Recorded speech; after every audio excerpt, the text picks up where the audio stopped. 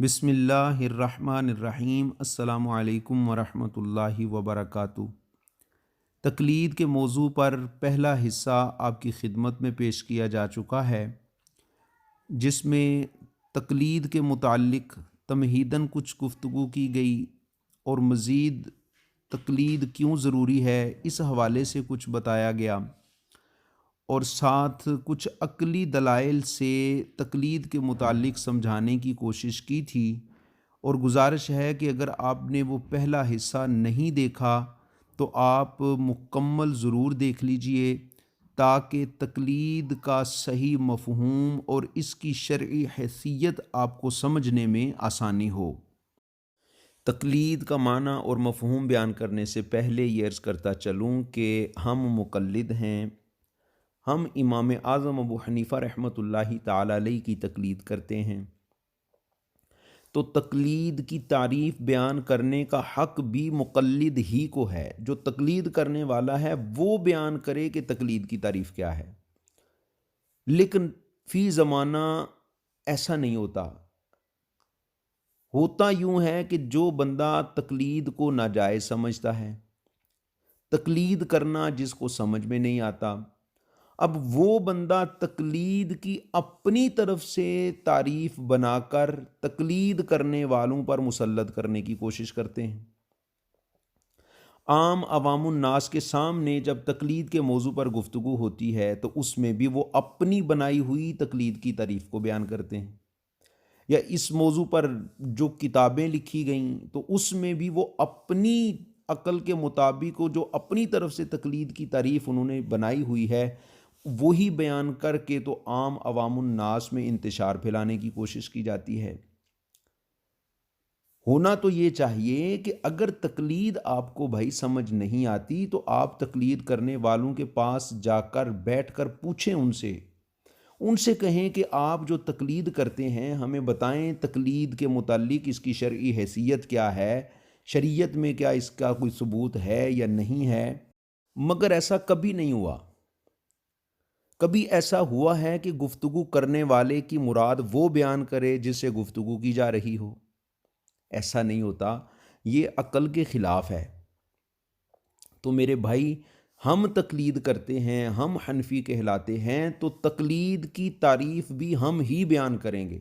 ہاں، جو تقلید کی تعریف ہمارے فقہا نے بیان کی ہے، ہمارے علماء نے بیان کی ہے، اگر آپ کو بھائی وہ سمجھ نہیں آتی تو آپ اس پر سوال کر سکتے ہیں، اعتراض کر سکتے ہیں، مگر یہ نہیں ہو سکتا آپ کہیں گے جی تقلید آپ کریں گے اور تعریف ہم کریں گے۔ یہ عقل اور نقل دونوں کے خلاف ہے، اس طرح نہیں ہو سکتا۔ لہٰذا اب آئیے تقلید کی تعریف سماعت فرمائیے۔ چنانچہ حضرت علامہ علی بن محمد سید شریف جرجانی حنفی رحمۃ اللہ تعالی علیہ وفات 816 ہجری اپنی کتاب معجم التعریفات صفحہ نمبر 58 پر تقلید کی تعریف بیان فرماتے ہیں: التقلید عبارت عن قبول قول الغیر بلا حجت ولا دلیل، یعنی تقلید دوسرے کے قول کو بغیر حجت اور دلیل کے مان لینے کو کہتے ہیں۔ تقلید کی تعریف مزید امام ابو حامد محمد بن محمد غزالی شافعی وفات 505 ہجری اپنی کتاب المستصفیٰ من علم الاصول جلد 2 صفحہ نمبر 387 پر بیان فرماتے ہیں: التقلید ہوا قبول قول بلا حجت، یعنی تقلید نام ہے کسی کی بات بغیر دلیل قبول کر لینا۔ تقلید کی تعریف اور بھی بہت سارے فقہاء کرام نے بیان فرمائی ہے، لب لباب یہی ہے جو میں نے بیان کیا کہ تقلید مجتہد کی بات کو بغیر دلیل کے مان لینے کو کہتے ہیں۔ اب شیطان دل کے اندر وسوسہ ڈالتا ہے کہ یہ کیا بات ہوئی، بغیر دلیل کے بات مان لینا؟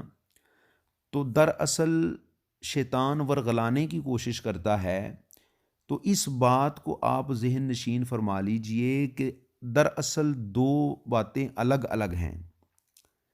ایک ہے وہ بات جس کی کوئی دلیل ہی نہ ہو، اور ایک ہے بات کی دلیل تو ہو لیکن اس دلیل کا مطالبہ نہ کیا جائے۔ تو ہم جو تقلید کرتے ہیں اور مجتہد کی بات مانتے ہیں تو مجتہد کی بات بات دلیل ہوتی ہے، لیکن ہم مجتہد سے مطالبہ نہیں کرتے۔ تو بے دلیل بات ہونا اور چیز ہے، اور با دلیل بات کو بلا مطالبہ دلیل مان لینا اور چیز ہے۔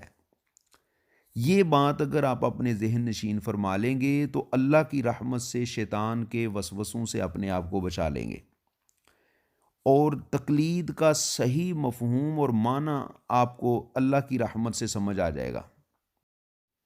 تو اب بغیر دلیل کے بات ماننے کا مفہوم آپ سمجھ گئے ہوں گے۔ ایک بار پھر عرض کرتا ہوں تاکہ بات آپ کے ذہن نشین ہو جائے۔ مجتہد کی بات بلا مطالبہ دلیل مان لینا، بغیر دلیل کے ماننے کا مطلب یہ ہے، مجتہد کی بات بلا مطالبہ دلیل مان لینا تقلید کہلاتا ہے، کیونکہ مجتہد کی قرآن و حدیث میں نظر دقیق ہے اور قرآن و حدیث کے رموز و اسرار سے مجتہد واقف ہے، اور مجتہد کی تقلید کا حقیقی مقصد جو ہے وہ قرآن و سنت ہی کی پیروی کرنا ہے، اور قرآن و سنت کی مراد کو سمجھنے کے لیے مجتہد کی بیان کی ہوئی تشریح پر اعتبار کیا جاتا ہے۔ یہی وجہ ہے کہ عقائد میں تقلید جائز نہیں۔ مثلاً یوں نہیں کہہ سکتے کہ توحید و رسالت کا اقرار ہم نے امام اعظم ابو حنیفہ رحمۃ اللہ تعالی علیہ کے کہنے سے کیا، بلکہ یہ عقیدہ رکھنا پڑے گا کہ توحید و رسالت کو دلیل سے تسلیم کیا۔ اسی طرح صریح احکام میں بھی تقلید جائز نہیں۔ مثلاً 5 نمازیں، 30 روزے، زکوٰۃ و حج کی فرضیت میں تقلید جائز نہیں، کیونکہ یہ مسائل قرآن و حدیث سے صراحت کے ساتھ ثابت ہیں۔